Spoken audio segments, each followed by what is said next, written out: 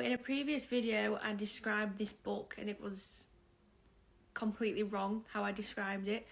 I said it was 5 students who worked in a cemetery, where that's wrong. So it follows 5 people all working late shifts at various different jobs. So we have a bartender, a taxi driver, a hotel receptionist, a editor of a newspaper, and then another guy where I don't think his profession is stated, but they all do meet in a cemetery to have a cigarette together, and that's when they discover, shall I say, a recently dug grave. Now that really grabbed my attention when I read that part, that they discover a recently dug grave. I thought it's going to be like really dark, quite horror based. No, I was so wrong. It wasn't anything like that.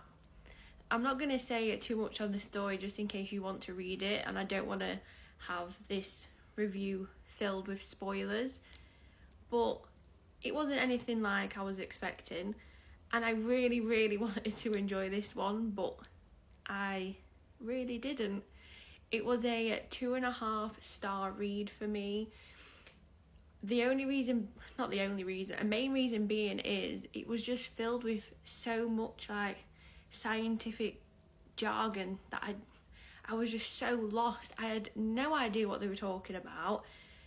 I didn't know like what led them to the next thing that they were doing, because it was just all science things, and I am not informed. I have no knowledge of science, biology. If you are, you will probably really enjoy this book and really understand where they're coming from. I didn't particularly like any of the characters too much to show any real interest, and I know it's a novella, so I know that it's not going to be any in-depth background of the characters, but I've read novellas before where I've really enjoyed the characters. This one just fell so flat.